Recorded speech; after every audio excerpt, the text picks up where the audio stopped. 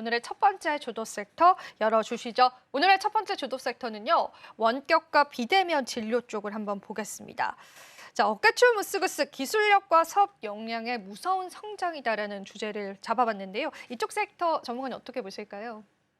제가 일단 이 섹터를 골라온 이유가 뭐냐면 사실 지금 공약 관련주로 굉장히 이야기 거론이 많이 되고 있거든요. 예. 그래서 많은 대선 후보들께서 이제 앞으로 토론을 하셔야 될 거고, 그리고 뭐 10대 공약부터 해서 뭐 8대 공약, 5대 공약 뭐 이런 공약들을 많이 내놓고 계시는데, 사실 이제 지난 정부 쪽에서 의료 대란이 있었죠. 뭐 의료계에 뭐 의료인들의 정원을 늘려야 된다, 뭐 줄여야 된다 하면서 굉장히 말이 많아가지고 엄청난 파업까지도 일어나게 되고 사태들이 많이 심각해졌었잖아요. 근데 이제 그런 부분들을 좀 해결하는 단계가 조금 필요하지 않을까라고 이렇게 이야기를 많이 하고 있는 것 같아요. 근데 사실 이제 우리나라의 의사들이 좀 부족하냐라고 했을 땐 사실상 진짜 질병을 치료하는 의사가 조금 부족한 거는 현실인 것 같고요. 돈이 되는 쪽에 일을 하다 보니까 뭐 성형이라던가 피부과 이런 쪽으로 많이 몰려 있는데, 사실상 이제 우리나라가 초고령 사회로 들어가게 되면서 건강이 안 좋아지는 사람들이 많아질 수밖에 없는 상황이거든요. 그러면 이제 그런 부분에 있어가지고 이런 분들이 전부 다 병원에 와서 진료를 받을 수 있겠느냐라는 문제가 좀 남아 있을 것이고요. 앞으로 진료를 받아야 되는 사람들은 굉장히 많은데, 의외로 우리 병원에 가보면 정말 진료를 보는 시간을 딱 따져본다면 30초도 안 걸리는 경우도 한 번씩 있거든요. 왜냐하면 제가 가벼운 질병이 걸렸다거나 뭐 감기 때문에 잠깐 갔다거나 하면은 사실 그냥 잠깐 얼굴만 비추고 나와서 처방전 받으러 가는 경우들이 꽤나 많이 있잖아요. 그러니까 그런 것들을 조금 줄여낸다면 중환자들을 조금 돌볼 수 있지 않을까라는 그런 의견들이 굉장히 많이 있는 것 같습니다. 그러다 보니까 비대면 의료라든지 또는 요즘에 의료 플랫폼들이 굉장히 성장을 해 나가면서 의료 이제 뭐 AI 뭐 이런 것들 막 투자를 많이 해야 됩니다라고 뭐 대선 후보들께서도 계속 굉장히 이야기 많이 하는데,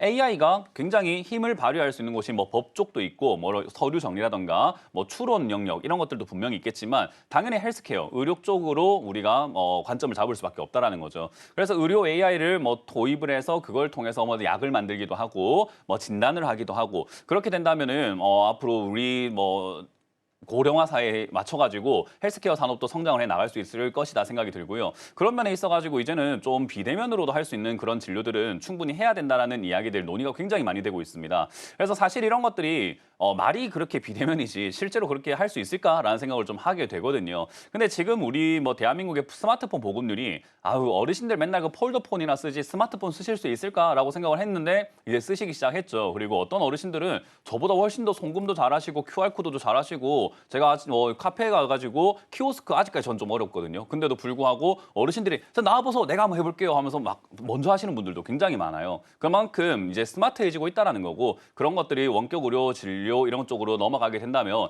지금이야 과연 가능할까라고 생각할 수 있지만, 저는 이거는 걸어가야 되는 방향이라고 보고 있고, 그건 실제로 많은 법조인들과 많은 의료계에서도 동의를 하는 부분인데, 사실 충돌이 있을 수밖에 없죠. 그렇게 함으로 인해 가지고 밥그릇이 뺏긴다라고 생각하는 분들도 분명히 있을 것이고 장단점이야 존재할 거니까 충돌이야 있겠지만, 결국 걸어가야 되는 방향은 비대면 의료가 법제화가 되어야 한다. 그러면 그렇게 되었을 때 관련주들이 조금 영향을 받을 수 있지 않을까라는 점을 우리가 포인트로 잡아봐야 될 것 같습니다.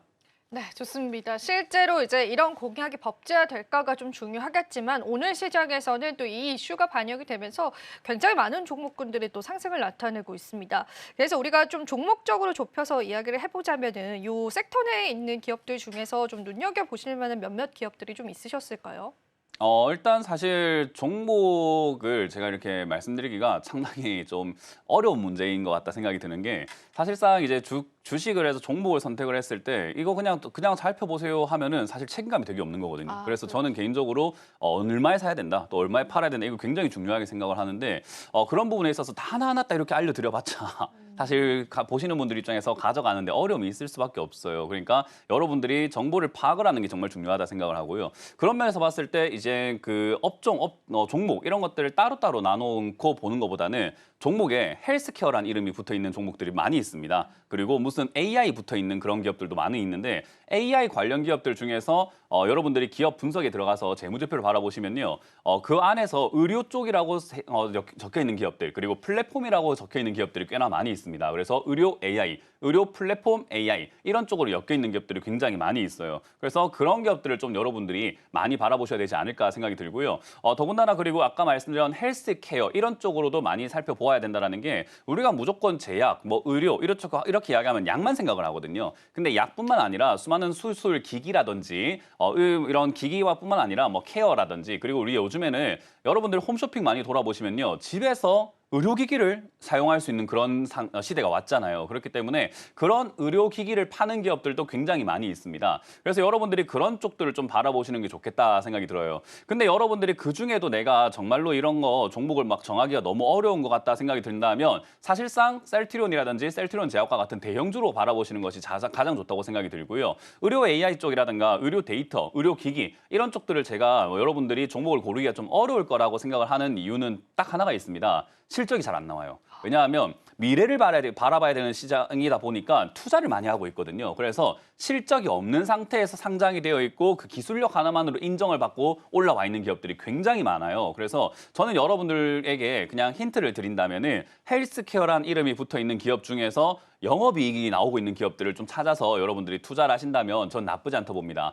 예전에 이제 셀트리온 헬스케어라든가 이런 기업들이 있었기 때문에 셀트리온 헬스케어를 여러분들이 공략을 하셨으면 됐겠지만 사실상 이제는 그거는 합병이 되면서 셀트리온과 셀트리온 제약으로 이제 남아있게 되었잖아요. 둘 다 이제는 너무 바이오시밀러 산업이기도 하고 거기다가 한쪽은 또 그냥 약만 이렇게 취급을 하다 보니까 그쪽에서는 약간 멀어진 거 아닌가 생각을 하실 수 있는데요. 여전히 셀트리온 헬스케어가 흡수가 된 것뿐인 거지 그 사업은 하고 있습니다. 그렇기 때문에 저는 그런 쪽으로 여러분들이 관심을 좀 돌려내시는 게 좋지 않을까 생각이 들고요. 만약에 이렇게 했을 때 여러분들이 그러면 무조건 헬스케어라든가 AI라든가 이런 관련주들만 봐야 됩니까? 라고 하면 저는 그렇지 않다고 봅니다. 여러분들이 한 가지 더 사람들이 생각하지 않는 걸 찾아야 우리가 거기서 돈을 벌 수 있는 거거든요. 그러면 사람들이 생각하지 않는 sek터가 뭐가 있을까 하면 바로 진단키트 부분입니다. 진단키트 관련주들을 우리가 무시하면 안 되는 게 코로나 때문에 진단키트 쓰고 이제 진단키트 안 쓰는 거 아닙니까? 라고 생각하시는 분들도 굉장히 많을 수 있는데요. 아닙니다. 진단키트가 발전을 하고 있어요. 코로나 때 돈을 많이 번 걸 통해서 이제 우리가 여러분들도 느끼시겠지만 건강검진 해보시려고 하면 얼마나 힘듭니까? 하루를 완전히 통으로 빼야 되고 암 진단부터 해서 당뇨 진단부터 해서 얼마나 많은 진단들을 병원 가서 하려고 하면은 비용뿐만 아니라 시간까지 얼마나 많은 애로사항들이 있습니까?